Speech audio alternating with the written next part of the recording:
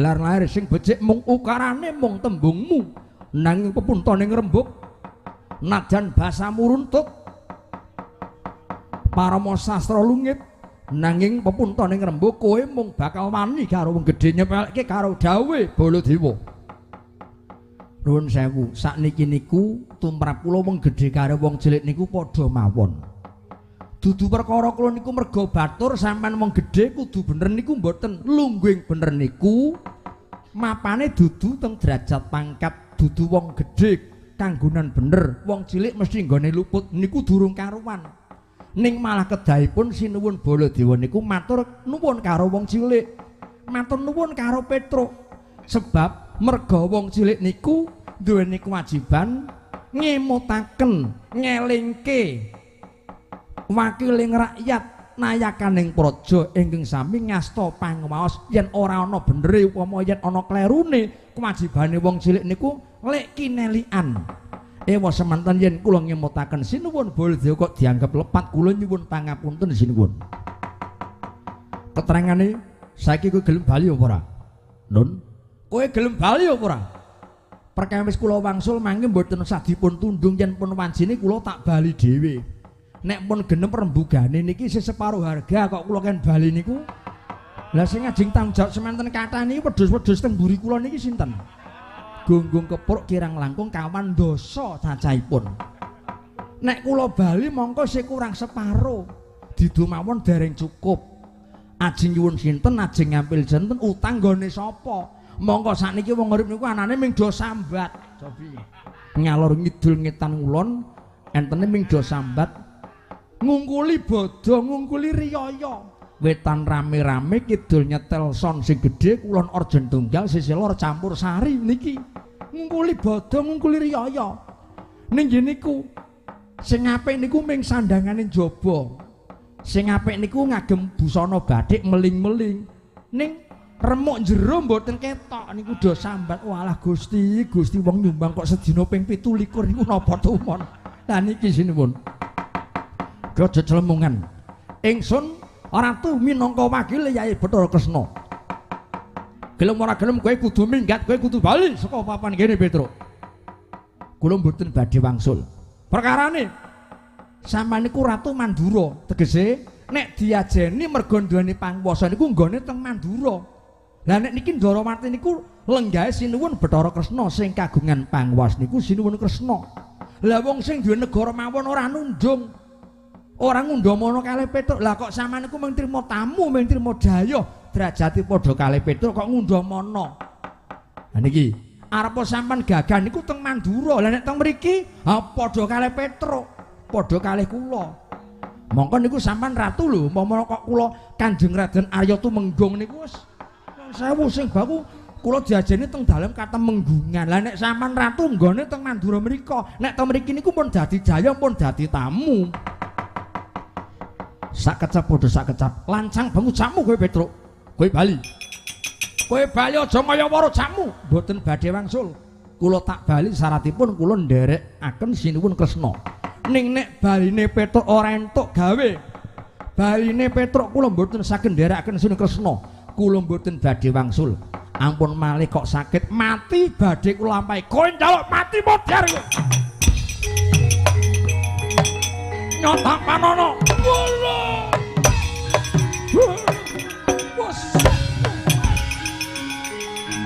aja bayu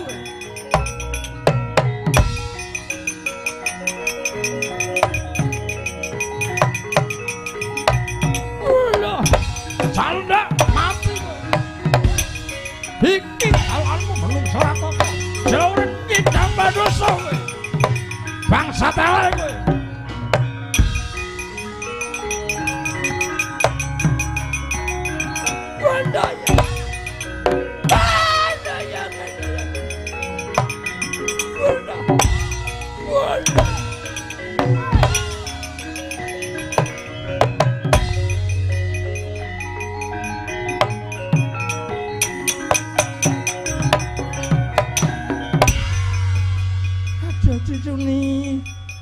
Saman niku kepripun nulungi Kakang Durna. Nulungi pripun? Nulungi kok tungkake maju. Sing jeneng wong nulungi niku kudune sampeyan niku nubruk ngeten iki. Wong nulungi kok tungkak sing maju midak cengel niku ora nulungi. Ning sengaja mboten usah kesuwen. Sampeyan niki kok metu nun sewu pasuryane kok bilar-bilur kenging napa? Rembugane niku wase rembug kalih Petruk. Nggih.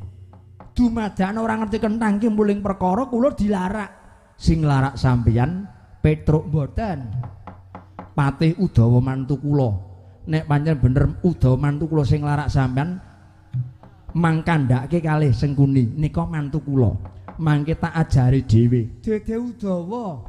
Sinten? Sencaki, Di. Nun, sing larak kula niku Sencaki. Nek sing larak Sencaki kula tak bawang kodhong mawon. Oh, patih celeng sampean. Nek karo Udawa mantune wani bareng karo Sencaki kok malah ora wani. Pun Kakang Durnawarja dirasani. Pokoke janji sampean ketemu karo Sencaki calone remuk, sampean calone remuk.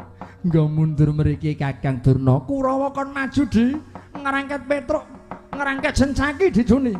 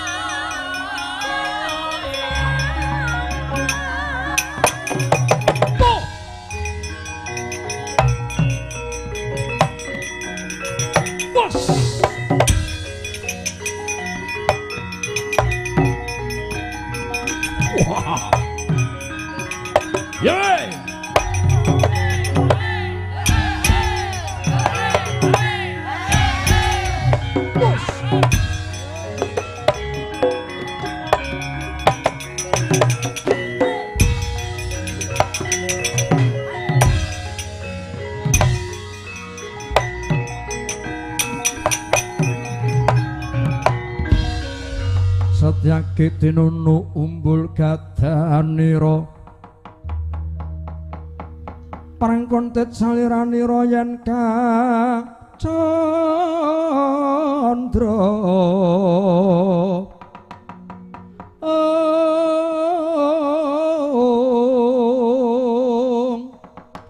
risadeng rinuwus mring buris rawa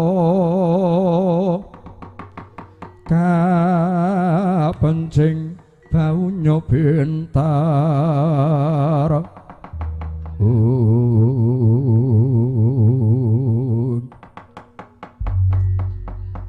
mlintir gumbala ngungasake marang kaparwirane ora panglingku Sencaki. Wis ngerti kok dadak mawi takon. Aku Raden Surtayu. Aku Raden Surtayu.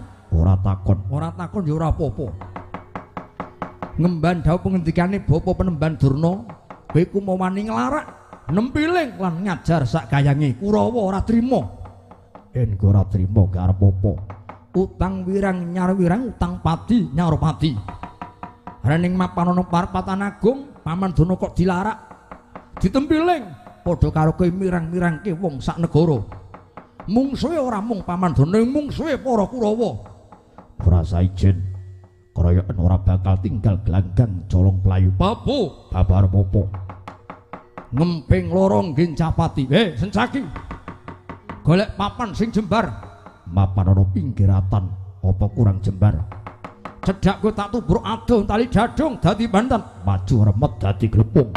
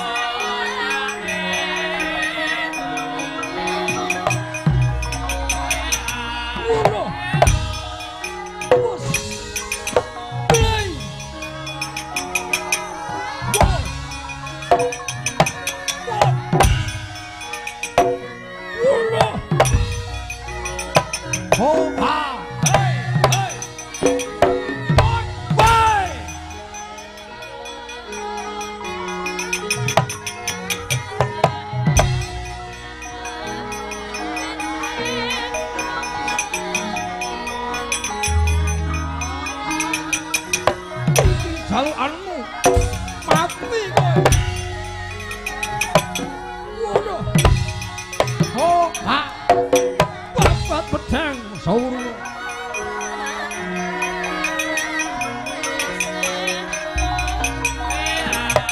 Awas.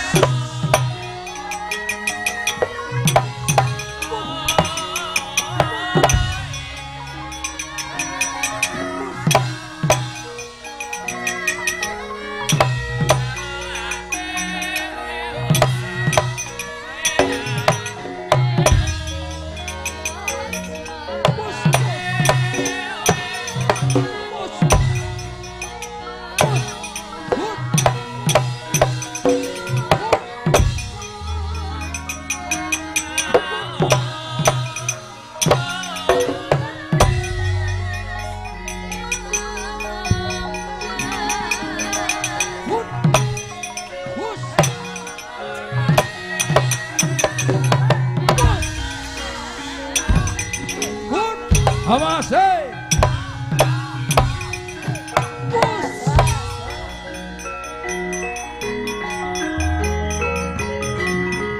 Pentung godhong langsar kuandhap.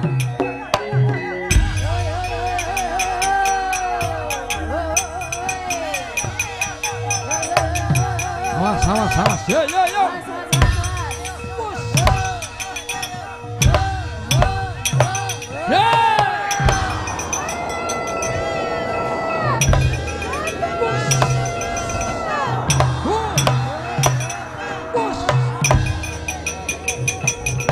Mati. Woi. Bos. Bos. Muruk meneh. Muruk meneh. Bos. Mati bareng. Woi. Uloh. Uloh.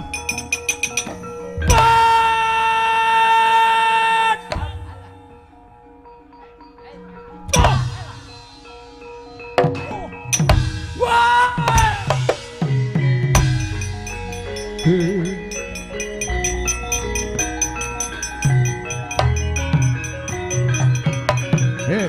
mundur. Yo, mundur.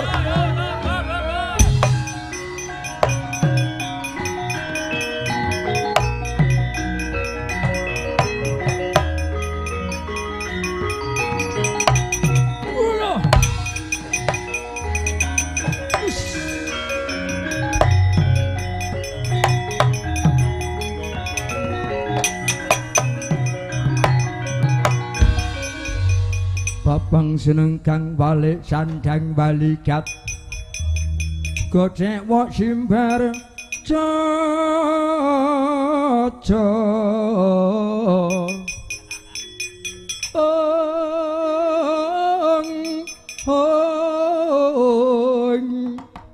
wang malang wentis nyo gangsir wang malang wentis nyo gangsir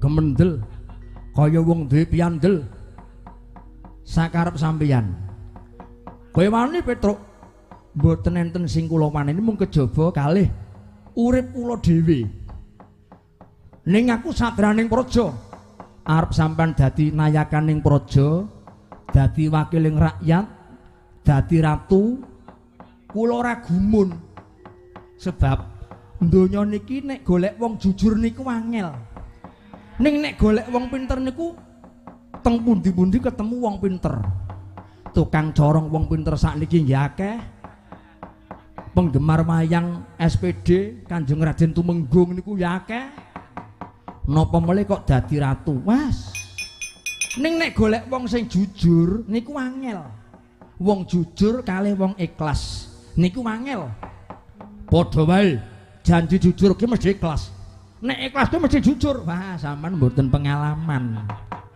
nek jujur nggih jujur ikhlas nggih ikhlas nek jujur niku dereng mesti ikhlas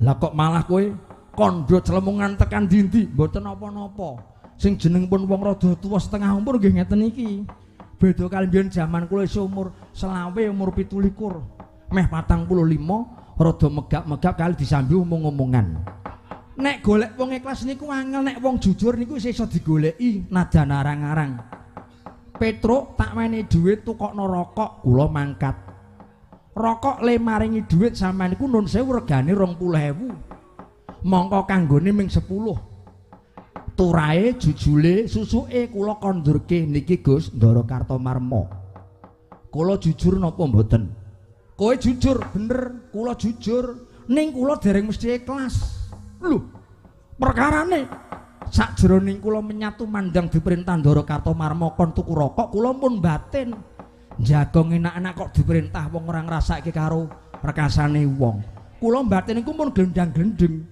niku padha karo najan kula mangkat tumandang ning kula ora ikhlas ning kula jujur sebab susuke 10.000 niku kula kondurke ning ya ana ning enten wong niku sregep ning ora jujur sapa Petruk kandhano sapa bocahe nggih teng mriki bocahe tak wene dhuwit 50.000 tukokno aku tanggung pol-pol niku regane 3.000 utawa 3.500 nggih mboten iya akuane dipenehke kula ning jujule dikalut ora kandha-kandha tukokno rokok duwite 100.000 mongko kanggone ming 20.000 rokoke nggih diwenehke kula ning susuke mboten dibalekke kuwi sapa bocah nggih teng mriki bocahe dumuken Petruk dumuken kowe nyino karo Kartomarma dite sampean dite Ndara Kartomarma ning tukang lampu jenenge Guntara kowe malah mirang-mirangke wong pirang-pirang mboten apa-napa tukang lampu kula nika nun sewu ora tau wadus ning uripe bejo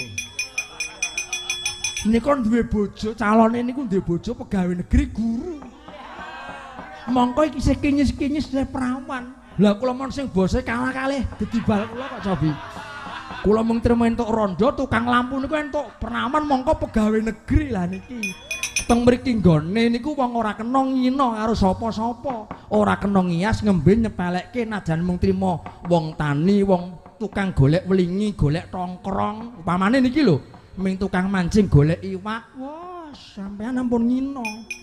Sing jeneng wong golek iwak niku kerukunane mboten umum. Apike mboten umum. Apike nggon ngendi? Sebab urip ora kelakon maju. Uripe mung tansah mundur. Wong mancing ku ora kelakon maju.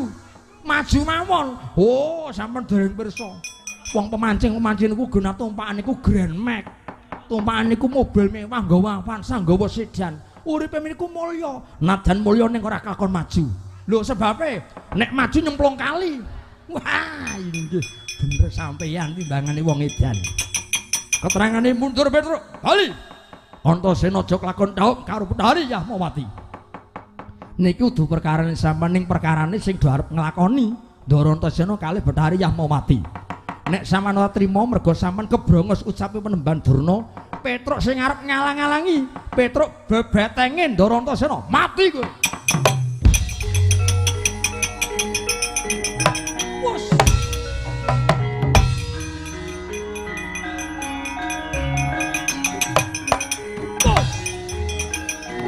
Mati. Motor. Wes. Ampuh kowe. Ampuh kowe.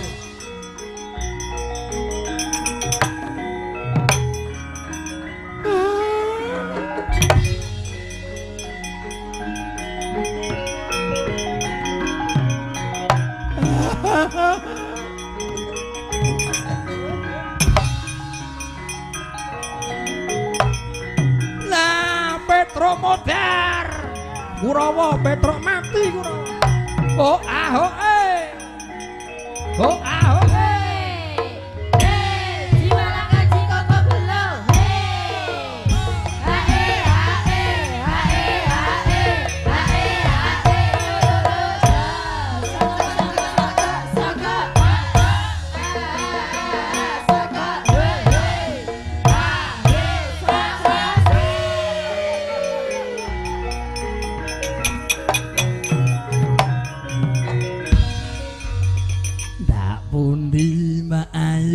badhe tindak pundi?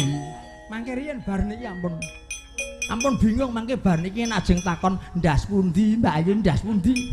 Tindak pundi kok ndas pundi? Meleka mripat sampean di niki sing dialembono. Derajate Petruk niki pun mudhar, Petruk pun mati goti. Mungsuh kalih Kartomarma mboten ditempiling ora digawe rasa tinggal minggat dheweke pun drebaban depani lemah. Petruk pun mati. Kiriyen sampean kandha Petruk mati niku dasare napa? Dasare niku meneng mawon. Nek urip niku mesti obah. Janji urip niku mesti iso obah-obah. Ning rening pun mboten obah, mboten polah. Cetha niki Petruk pun mati. Bengi niki lakone patine Petruk. Ngeten di, pucuke perang Bratayuda Jaya Binangun. Petruk mati, Petruk modar. Mongko pandugi kula nek meneng mawon niku malah mboten mati. Lah wong mboten obah kok sampean ora percaya? Petruk pun mboten obah. Sing mboten obah niku laire, njabane. Ning adakane njabane ora obah, sing obah niku jerone. Wes macem-macem mawon dijuni. Pun sakniki padha pesta Raja Ndrawina suka parisuka syukuran Petruk mati dijuni.